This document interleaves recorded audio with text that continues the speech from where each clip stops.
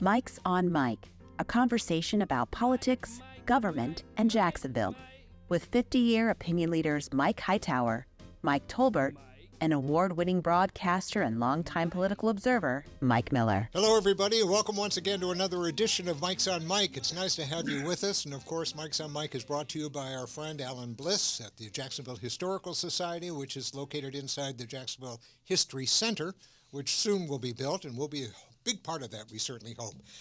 Happy to have you with us, and we're also so happy to have, of course, my colleagues who are with us. Mike Hightower's here in studio. Good to see you. Mike Tolbert's back out at the farm. He's shoveling you-know-what in the stalls. And a special guest today. I'm delighted to be welcoming Nat Ford to our program. Nice to have you with us, CEO of the Jacksonville Transportation Authority. Just in the sake of transparency, I've got to tell you, Nat was my boss for 7 years. In fact, his first 7 years here in Jacksonville. And we seen nothing but growth ever since he has gotten here. He became CEO in 2012, having served as the CEO in the San Francisco Municipal Transportation Agency and the Metropolitan Atlanta Transit Authority, better known to all of us as MARTA, and both of those agencies among the biggest and the best, by the way, in the United States. Nat has completely transformed this agency, and I can tell you that from the inside. Before Nat, because I started it actually in 2003, all the way until 12. And it has only grown and it's expanded, and they've done a lot of projects. And if you think buses is just what JTA does, you got another thing coming, and we'll be talking about that a little bit later on. Anyhow, since his focus on all areas of public transportation has now been recognized as the best-in-class regional organization held in the highest regard, both locally and nationally, and for that matter, internationally as well. Nice to have you with us, Nat. Thank you, Mike. One of the reasons why we wanted to have Nat here is because of how instrumental he was in procuring a $147 million federal grant for design and construction of the Emerald Trail, as well as the development of the autonomous vehicle program. And with all of that, let's have Mike Tolbert kick it off. Thank you, Nat, for being here with us today. We really appreciate seeing you, and we really appreciate what you do for Jacksonville every day, 7 days a week. It's pretty damn amazing. We've been hearing a lot about the Emerald Trail now, it seems like, for decades. And I was one of those that had hoped it would get built and get done, but was also skeptical that it would, primarily because of its scope. Remind us of what the Emerald Trail is, what it will do, where it will go when it's finished, and why so many people think its development is a key to the future of Jacksonville. The Emerald Trail is a 34-mile urban loop, which will be bike, walk, pedestrian-friendly connectivity for our downtown urban neighborhoods. And so over time, there's been a number of projects that have kind of bifurcated and separated segments of downtown and the adjoining neighborhoods. The Emerald Trail, while it is clearly recreational in nature, it has a pure function too, which is connectivity and accessibility of these neighborhoods that are surrounding downtown Jacksonville. The JTA got involved as part of the last local option gas tax extension, where there was $132 million identified to finish off the remaining segments. So there's a total of 9 segments. 3 of them are underway, under construction between City of Jacksonville and Groundwork Jacks. Groundwork was really the visionaries behind this, and hats off to K.E. House. Mm-hmm. She is a powerhouse when it comes to advocacy. Relentless. Yes. Relentless. In fact, I just left a meeting with her. And that's why she's called advocate. Exactly, and we need to have that in our community. Right. And so she's been a champion for the project, and the first 3 segments, in partnership with the city, they're under construction, right? But there's the remaining 5 segments, total of 8, remaining 5 segments that JTA, along with City of Jacksonville and Groundwork, are finishing and completing. The right-of-way belongs to the city. Groundwork is doing all the public outreach and fundraising. And in this particular case, with the JTA getting the responsibility for finishing those 5 segments as part of local option gas tax, part of the strategy was what federal funding we could get to accelerate completion of the project. So the $147 million coupled with the $37 million in local matching funds for a total of $183 million to finish off those 5 segments. And we are just so ecstatic as the JTA to be part of this, frankly, legacy project. This is a game changer. It will bring us closer together as a community, and we're very excited to be part of it. Give us the story behind the curtain. Doesn't happen to anybody in this I mean, seriously. Well, it was, for the JTA, from a strategic standpoint, we have our strategic plan, Move 2027. So when the discussion came along about the JTA taking responsibility for the construction elements of the remaining segments, it's right in line with what we believe our vision should be. It should not be just buses and cars. It should be mobility in its broader sense and holistic mobility in its broader sense. So whether you bike, walk, jog, you name it, it should be something that the JTA weighs in and uses its expertise to help develop in our community. Immediately upon it, through that gas tax passing in 2020, we immediately began the work of advocating for funding for the Emerald Trail. There had been grant programs at the federal level, reconnecting communities and things of that nature that were really geared towards fixing some of the ills that major transportation projects and infrastructure projects had created over time. And some of these projects would impact particularly communities of color over time, rail projects, highway projects, things of that nature.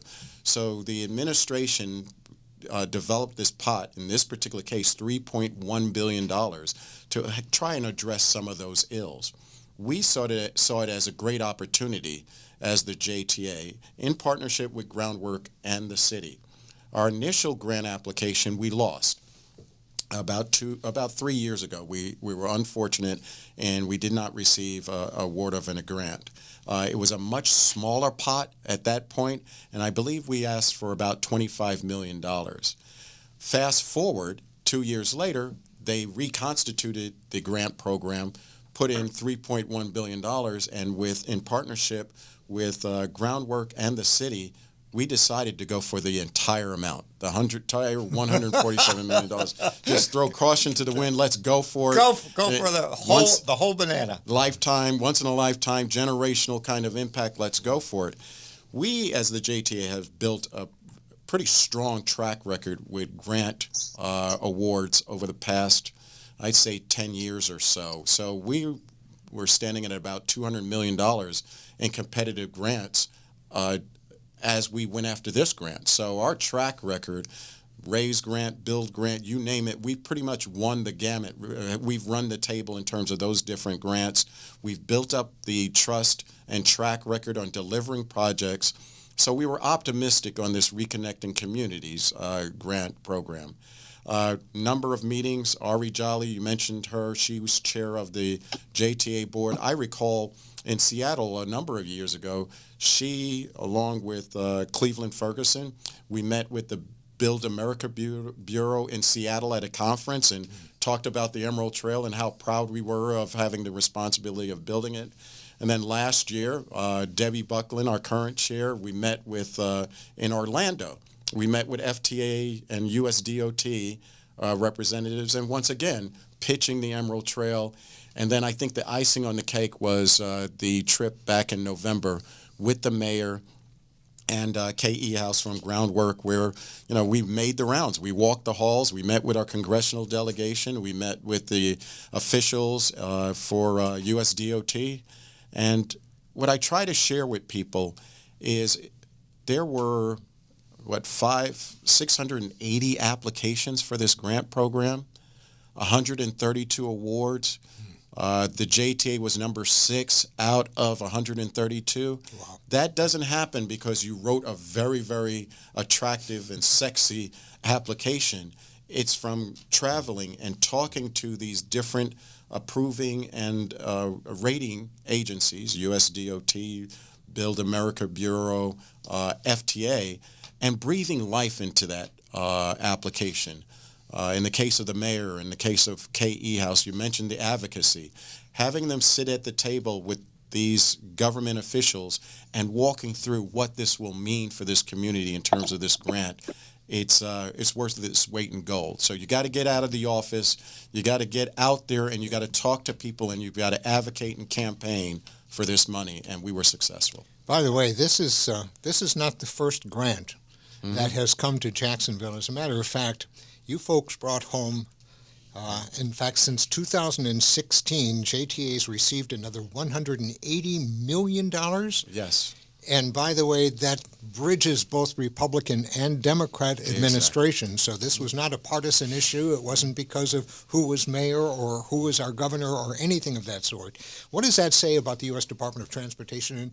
And really, I'll give you a moment here to blow your own horn, but what does it say about the reputation of the JTA in Washington to be able to even compete for this kind of money, much less get those dollars? Yeah.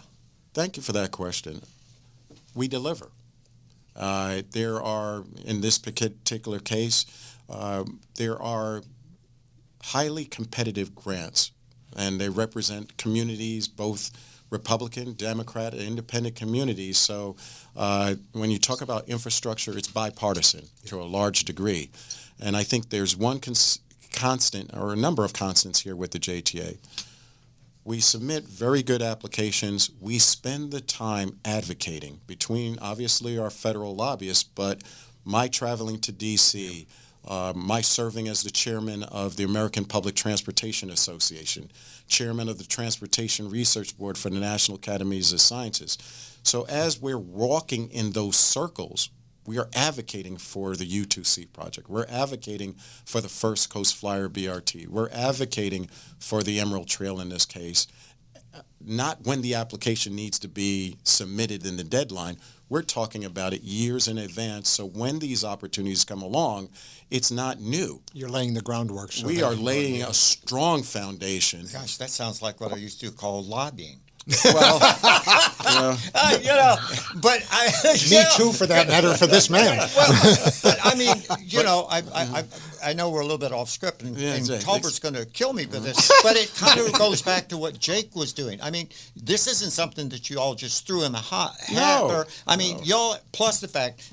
By the way, there's an old political adage that says it ain't bragging if you done it. And when you laid the groundwork, what you said, and you go to, and whether it be Democrat, Republican, whatever it is, they got to see you. They're asking the tough questions. They want to know how you're going to use the money, which is going to be the question we're going to ask here next. But what they got to do is they want to understand there's a consistent, strategic framework and a plan which is going to be transparent, understood, and they want to know how you're going to spend it. And you're going to deliver. And you got to deliver it, and it is a team effort. Exactly. But to your point, the people that you've talked about, including yourself, you need to be there. You can't do this by phone. They got to talk to you. They got to have this interaction with you. You have to sit down, have a cup of coffee. You got to talk about the kids. You got to do, but they want to know about what you're going to do, how you're going to do it, and who's there with you. Correct? And what's the impact? And as we keep saying, you've got to deliver. And there's been a number, and Mike, you may recall this. There's been a number of these grants that we've been awarded. We came in significantly under budget, so they want to make sure that you're efficient. The old adage of under budget. Wow. Under budget, you spend up to the limit of the grant. We've never done that as the JTA, and we were very proud of the fact that we were probably the first agency. When we built the Green Line First Coast Flyer, we came in $12 million under budget and did something rather unique, which was to go back to USDOT and say, you know what?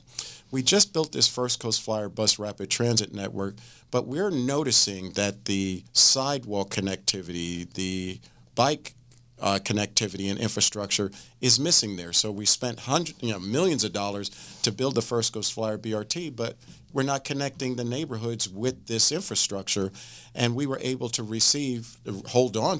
they allowed us, which is very rare, to hold on to $7 million of that $12 million, and then we go and build the sidewalk. So that level of success, it resonates, and these are career government officials.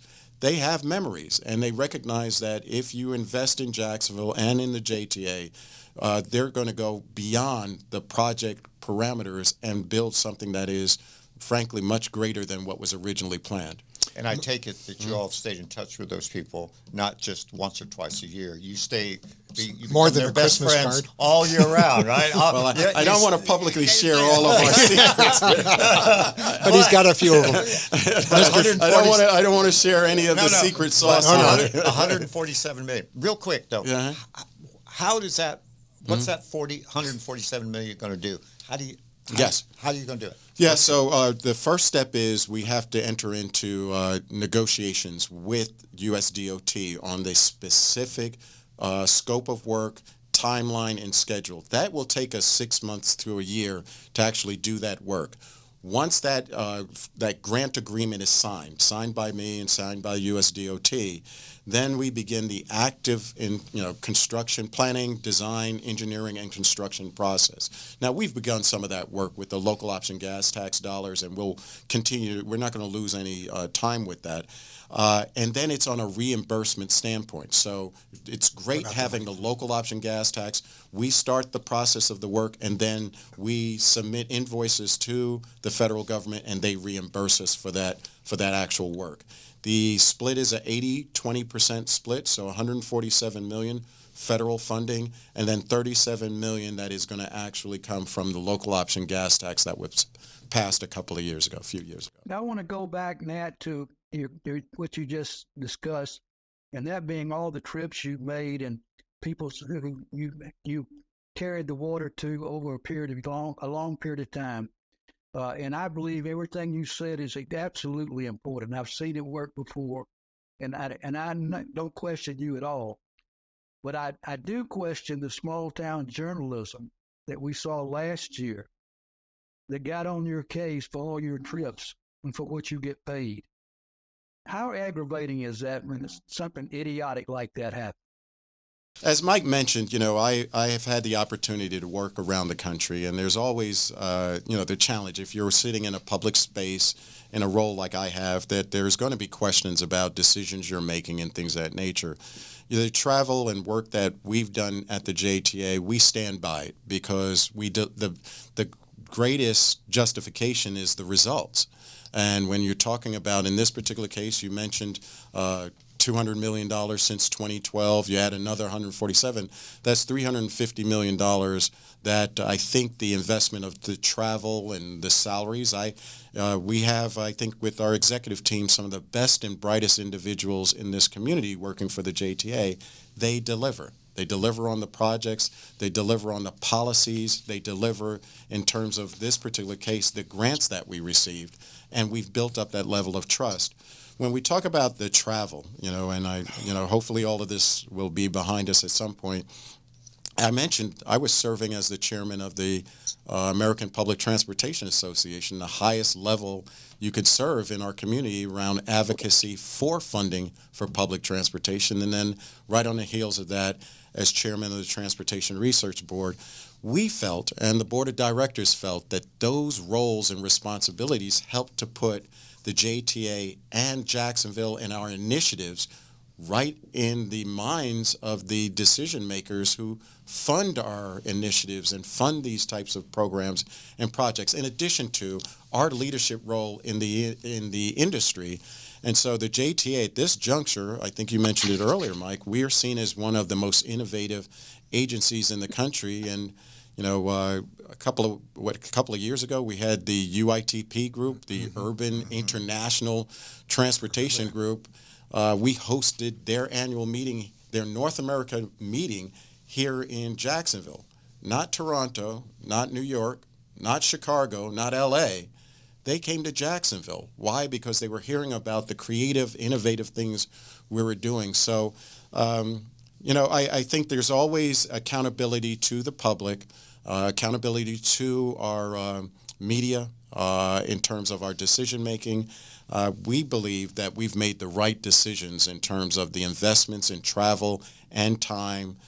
It's brought back millions of dollars and notoriety to this community far beyond my sitting in the office 5 days, 7 days a week, whatever it, may be the perception aspect. And speaking of perception, and this is a challenge that JTA has had for as many years as I've known the organization, much less work for it. But the public perception, unfortunately, is that they'll see a bus without full seats occupied. They'll see the Skyway, which is oftentimes riderless, and they'll see these kinds of operations. That's the public face of JTA. Yes. And even when I was there, one of my mantras to then the CEO, Mike Blaylock, was we've got to scream from the rafters every good thing that we're doing to offset that perception that we're running empty buses and empty Skyways around this city. Exactly. We have got to let them know that for every construction project we have, there's got to be a sign, this is your JTA at work. You've got to be able to really scream that out to the public to understand that this is more than a public bus company.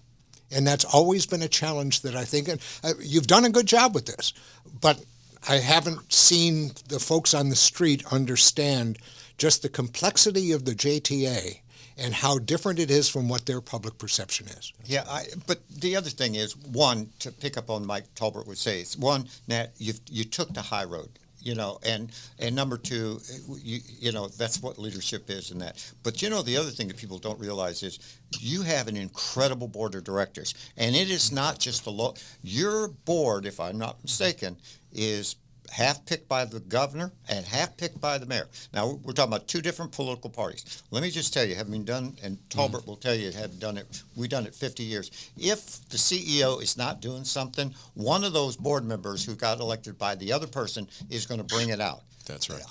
My gut tells me that criticism came during ratings because the people that were shouting about you, they're at the bottom. And that's about ratings. I just appreciate you all staying the course.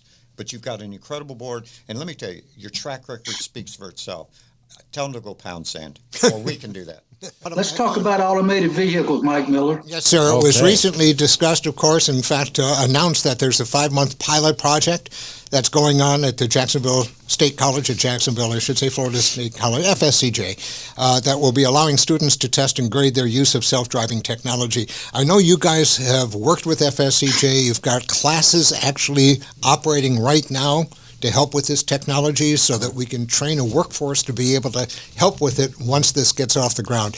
But tell us about the U2C project and how that also intertwines with the Emerald Trail. Yeah, it's all connected. Okay. So, you've heard me say this before. It's not a question of if, it's a question of when on these autonomous vehicles. And the challenge we had was the Skyway and its obsolescence. Yeah. And it is an automated system. However, the way it's designed, it can't operate at street level. So we made the decision with the Skyway Advisory Committee, where we brought in a number of individuals, both supporters and detractors of the Skyway.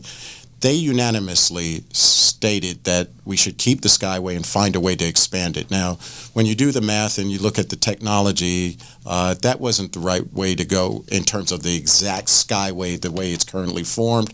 Let's take advantage of the 2.5-mile aerial structure, but then develop a network for downtown that moves people quickly and efficiently, smaller vehicles, going back to your point with larger vehicles and half-empty vehicles, things of that nature, but look at a system that is much more scalable. You could grow it when you have special events. You can shrink it when you don't have special events, and not every vehicle is dependent on having a driver. There is a place for that with our big bus operation.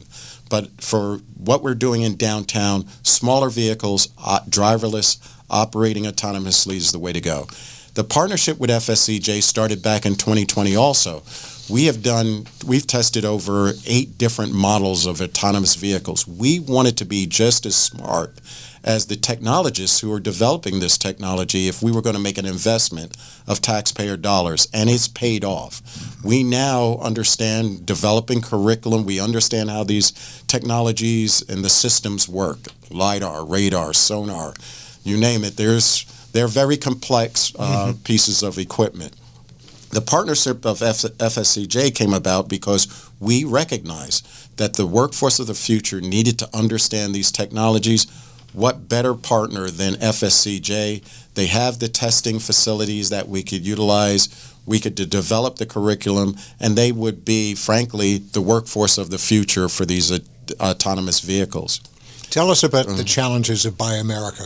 Yeah, major challenge. So while there were a number of companies that started out with those first, as I mentioned, first 8 or so vehicles, that different models that we tested, if there's no market immediate for those investors and for those researchers and developers, it's very tough for them to stay afloat, sure, in terms of salaries and equipment, things of that nature. So there is no U.S.-based manufacturer of autonomous vehicles at this point. Yet. Somebody's been whispering in your ear. But it's called entrepreneurship. Yeah, exactly. And so where there's a void, someone's going to come in and fill it. Yeah. Buy America, 70% of the vehicle has to be built here in the United States, assembled from a component standpoint and assembly standpoint. Because we have a build grant, a federally funded project, we have to comply with Buy America to maintain that grant. Some of the work we have been doing nationally and internationally is to identify a manufacturer to build autonomous vehicles in the United States. And I believe we've been successful. That work started a number of years ago, and we're excited about the potential outcome because the jobs that are created developing these types of vehicles are significantly higher paying jobs on average in this community. I'm just sitting here recalling when the Skyway Express, I was working for Mayor Tanzler. I was an aide to Mayor Tanzler when that conversation first began, and then an aide to Godbold when it continued and really got serious. And I was working in the 1987 mayoral campaign for a candidate when Tommy Hazouri won, and every candidate in that race was opposed to starting the construction of the Skyway Express. So there are a lot of skeptics of any project. Dane Point Bridge was a bridge to nowhere, and thank God we have it. They may have been a little right about the Skyway, but I know you got skeptics about the autonomous vehicles. Why are they wrong? I think the question is this technology is coming, right? And it'll be those cities and communities that leverage these new technologies, the same thing as our cell phones and some of these other new technology devices that have developed over the years. In terms of the Skyway, I'm fully aware of its history. I didn't build it, but I am well aware of the history. And I think the challenge is, what would be the conversation today if that Skyway was fully built out to the 10-mile network that it was originally designed to be? So what we're trying to do is leverage, I guess that expression of making lemonade out of lemons. We have an infrastructure that is 2.5 miles. It's probably got another 30 to 40 years of life in it. And probably most importantly, it's got federal investment in it. And there are federal clawbacks related to not fully utilizing or tearing down a federally invested infrastructure like the Skyway. So one of the things we identified very early on is that the federal government was not going to give us an exit ramp from that commitment. And we were talking about that just today. We have not identified one federally funded project in transportation around the nation where a community took federal funds, invested in a project, and then walked away with it without that penalty of having to pay back those funds. Right. So it was great in this particular case, the marrying of new technology with this ancient, in our case, 30-plus year infrastructure was an elegant solution to move it forward. Autonomous vehicles are coming, but how can we leverage the existing infrastructure, satisfy the federal requirement, and then build something that would be probably the first of its kind in the nation of scale, autonomous public transportation network that frankly we could run 7 days a week, 24 hours a day, because it's it's driverless, and it's really a control center monitoring those vehicles. So there are some skeptics, but vision, courage. That's how Leadership. that's how the New York subway system and some of these other projects that people envy around it, MARTA.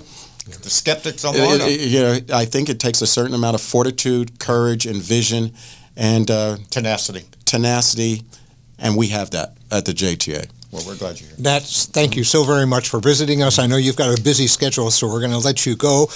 Please come back. We haven't talked about the Innovation Corridor, which we have to talk about. Yes, That's a lot to talk about. We just scratched the surface of the U2C project, and we really want to get into that in greater detail.